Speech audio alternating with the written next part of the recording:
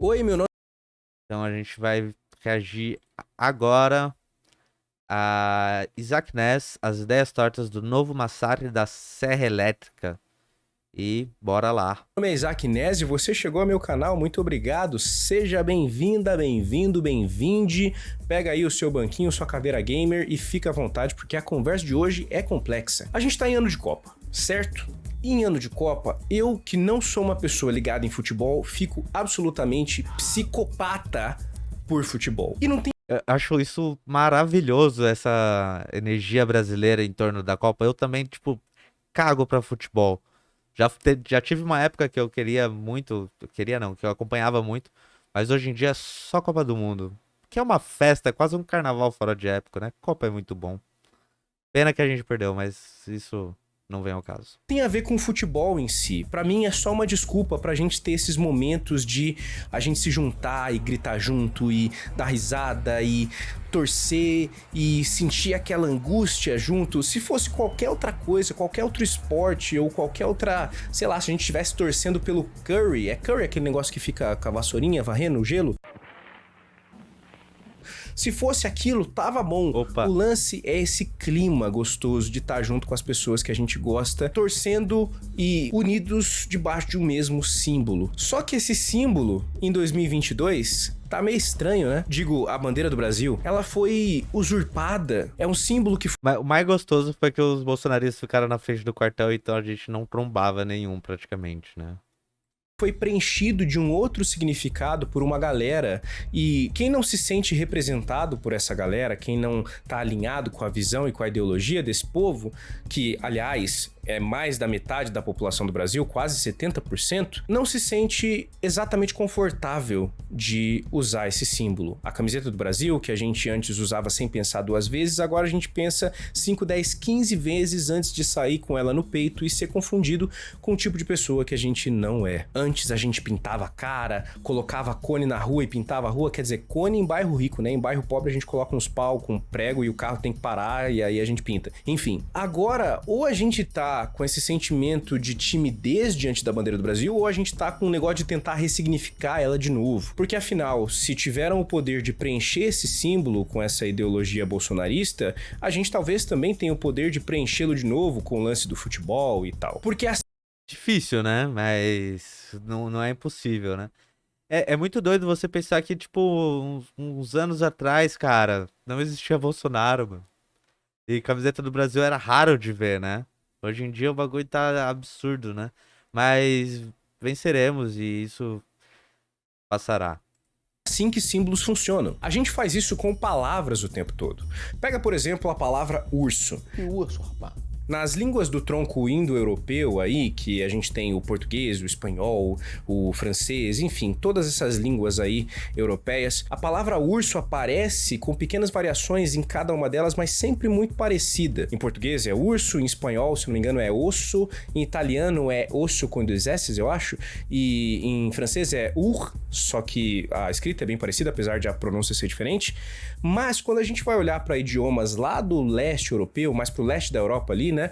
O inglês, o alemão, o sueco. Quando a gente vai olhar para esses caras, existe uma outra palavra que também tem uma similaridade ali, que vem das culturas proto-germânicas. No inglês a gente tem bear, no alemão a gente tem bear e no sueco a gente tem bjorn. Todas elas têm similaridades umas com as outras, mas são bem diferentes do nosso urso e do urso do espanhol, do francês e do A nossa língua vem de outro lugar, né? Antes existiam poucas línguas que elas vão se ramificando, né? Por isso que elas têm a etimologia da palavra, né? Elas são diferentes por causa disso. português. E agora que vem o plot twist. Essas línguas de origem germânica não estão usando de fato a palavra urso, pelo menos não a que eles usavam no princípio.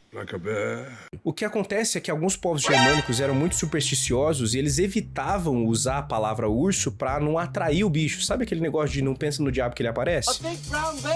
E aí eles chamavam o bicho pela cor. Tanto é que existe bastante semelhança entre a palavra bear e bjorn com a palavra brown. Elas têm a mesma raiz, ou seja, a cultura Olha só, por essa vocês não sabiam, hein? Por essa vocês não esperavam. humana, com as suas crenças e superstições, foi capaz de transportar o significado de um termo para outro com tanta intensidade que o termo original desapareceu. A gente não usa mais a palavra original que a gente usava para designar o bicho urso. A gente usa o nome da cor, urso. Mas, e agora, né? Qual que é a palavra que era, né? Agora fiquei curioso, caralho. Tem algum linguista aí pra falar pra gente? Não.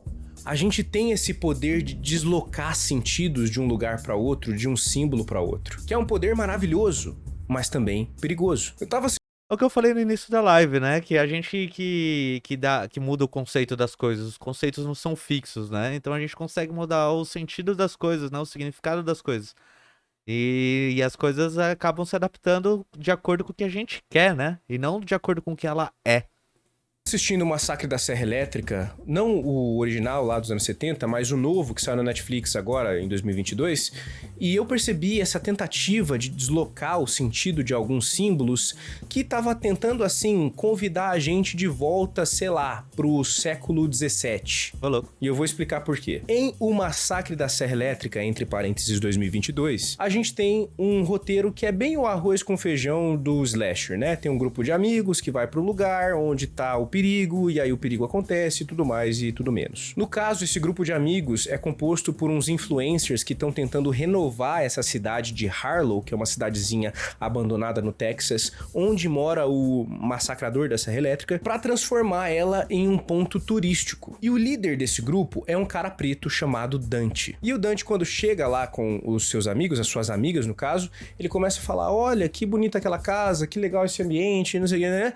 E ele de repente vê uma bandeira dos Estados Confederados, que no caso, na história estadunidense, ficaram marcados como os estados que defendiam a escravocracia, ou a escravidão, ou o regime escravocrata, como você quiser chamar. E aí... Já que ele tocou nesse assunto, eu tô louco pra ler um livro do Marx, que é a Guerra Civil nos Estados Unidos.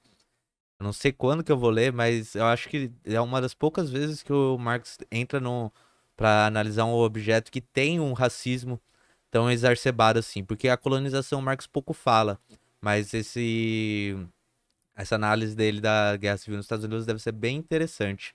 Ainda mais que um dos temas centrais é a escravidão, né? Então, tô louco pra ler. Fica a dica aí também de leitura, se alguém lê, depois comenta aí pra nós. Quando eu, como uma pessoa preta, vejo o Dante, um personagem preto, vendo uma bandeira como essa, eu automaticamente me coloco no lugar dele. Como eu reagiria quando eu visse um negócio desse? E aí que começa o problema do filme. Porque a reação do Dante é muito estranha. É muito ridícula, na verdade. Ele começa a se comportar como um playboyzinho, como se a bandeira fosse um cabelo na sopa dele, sabe? Ele tá revoltadinho e ele quer que aquilo saia dali de qualquer jeito, e não pelos motivos que a gente espera que ele quer tirar aquilo, mas porque os investidores estão vindo, eles não podem ver aquilo, etc. Ou seja, ele começa a se comportar de um jeito caricato que faz você olhar para aquele personagem com muito desprezo. Mas piora, porque para tirar a bandeira lá, o Dante entra na casa onde ela tá pendurada e lá tem uma velhinha doente morando. E essa velhinha doente, ela fala: ai, meu filho, essa bandeira era do meu pai, eu não tirei aí porque ela lembra dele, mas eu não acredito nessas coisas, nessa ideologia, não sei o quê. E o Dante, virado no satanás, ele fala: não, mas a senhora tem que tirar isso daí, e aliás, essa casa aqui é minha porque eu comprei, então você tem que ir embora, não sei o que e tal. E a senhora, no meio dessa discussão, ela tem um surto ali e ela fica doente, acaba falecendo. Vocês estão entendendo o que esse filme tá querendo dizer? Ele tá querendo pegar um personagem preto protestando contra um símbolo de escravidão e fazer deste personagem uma pessoa absolutamente detestável no momento do protesto. E aí eu logo saquei o que estava acontecendo. A ideologia é foda, né? E, tipo, a maioria das pessoas não vão entender todo esse jogo, né, que acontece no filme, vão assistir e vão pegar a birra e acaba, tipo, colocando mais força ainda no racismo, né? Mano, deve ser branco o diretor desse filme, não é possível fazer um bagulho desse, mano. O filme estava tentando fazer com a bandeira dos confederados a mesma coisa que fizeram com a bandeira do Brasil. O filme estava tentando fazer com o Homem Preto a mesma coisa que fizeram com a palavra urso nas línguas germânicas. Um deslocamento de sentido. A bandeira, que é uma coisa absurda, agora não é tão absurda. Um homem preto protestando contra um símbolo de escravidão, que seria uma coisa legítima, de repente é uma coisa horrível. Mas não para por aí, porque o filme consegue ir um pouco mais além. Tem uma personagem que foi vítima de um massacre numa escola. Ela foi, inclusive, baleada pelo cara que tava fazendo o atentado. E no começo do filme, ela tá passando ali por uns posts no celular dela que fala: armas não, vamos parar com essa cultura de armas nos Estados Unidos, etc. E ela tá olhando aquilo e ela fica meio assim, sabe? Tipo, isso não vai ajudar a resolver o meu problema. E aí você começa a pensar, será que não? Né? Você tomou um tiro, se não tivesse arma acessível pra quem te deu um tiro, talvez você não tivesse tomado um tiro, mas tudo bem. E aí o filme continua e ela encontra um cara lá na cidade de Harlow, que é um cara que tem um monte de armas, e o cara começa a ensinar ela a atirar, e o filme começa a construir essa ideia de que pra ela superar o trauma de ela ter sido baleada, ela tem que dar um tiro no Leatherface, no vilão do Massacre da Serra. Meu Deus, velho, que ideia torta, mano. Como assim, cara? O filme é direitista no talo, tá ligado? Chega a ser quase fascista no... Puta que pariu, velho. Onde tava na cabeça? Tá vendo, mano? Numa sociedade séria, um filme desse é censurado na hora, mano. Absurdo, né? Puta que pariu, velho. Elétrica. É isso, gente, é isso. Terapia pra quê? Terapia não resolve nada. Terapia você resolve o problema de você ter sido marcado por uma violência com armas com um tiro. É isso que o filme tenta construir. E não é nem sutil. O diretor era ninguém mais, ninguém menos que Paulinho Kogo. Uma moça lá, uma personagem que aparece do meio pro final, que ela fala com todas as palavras: pega essa arma aqui, vai lá dar um tiro nele, porque se você fugir, se você não enfrentar ele utilizando essa escopeta, ele vai perseguir você pra sempre. Gente, tem outros jeitos de lidar com esses traumas que perseguem a gente pra sempre, né? Que não sejam atirar. Percebe que o filme tenta construir essa ideia de que campanhas desarmamentistas não funcionam pra gente prevenir o problema da violência com armas, mas ele tá sugerindo que a gente resolva um problema emocional utilizando uma arma, que é justamente o que tá acontecendo quando rolam esses massacres nas escolas. Uma pessoa com problemas emocionais tentando resolver os seus problemas com uma arma. E é aquele negócio de sempre, né? O que a ideologia capitalista vai pregar, a individualização extrema das pessoas, né? Você não tem que resolver isso em conjunto com a sociedade. Você tem que pegar você mesmo, superar seus traumas. Vai lá, você consegue. Dá um tiro que tudo vai passar. Violência se resolve com violência. É uma ideologia que vem sendo construída há muitos anos, né?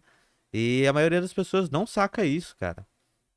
Ou seja, no final eu não consegui nem ficar bravo com esse filme, porque apesar de ele estar tentando deslocar esse sentido das coisas, ele é tão burro na execução disso que ele nem consegue. Porque no final nem dá certo. A menina tenta usar a arma contra o bichão lá e o bichão no final ele volta e mata todo mundo igual. Ou seja, a arma adiantou do quê?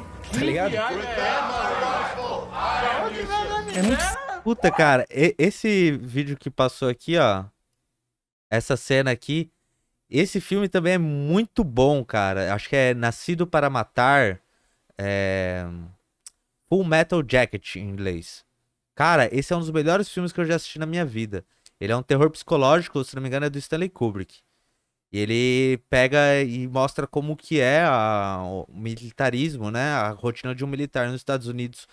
Meu, é bizarro, bizarro. A cena do banheiro, meu amigo, me deixou sem dormir, hein? Que o bagulho é pesado. Mas eu gosto de filme de terror psicológico e esse é um dos melhores que tem. Fica a dica também.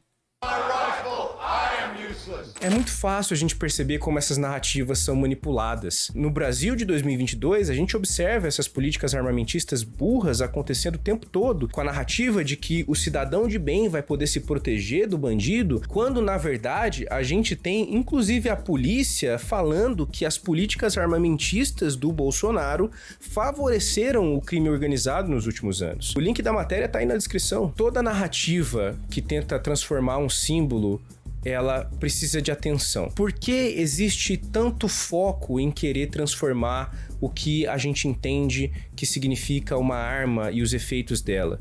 Por que existe tanta necessidade de transformar o sentido da identidade preta ou o sentido de uma bandeira? O que está por trás disso? Qual é a intenção por trás desse deslocamento de sentido nos símbolos? A gente precisa mais do que nunca pensar sobre isso. Precisamos esse deslocamento de sentido do conceito, né, dos símbolos, só pode significar uma coisa: projeto, né? É projeto. Existem pessoas que querem manter essa ideologia intacta, né? Então começa a ressignificar os símbolos e individualizar o sujeito, né?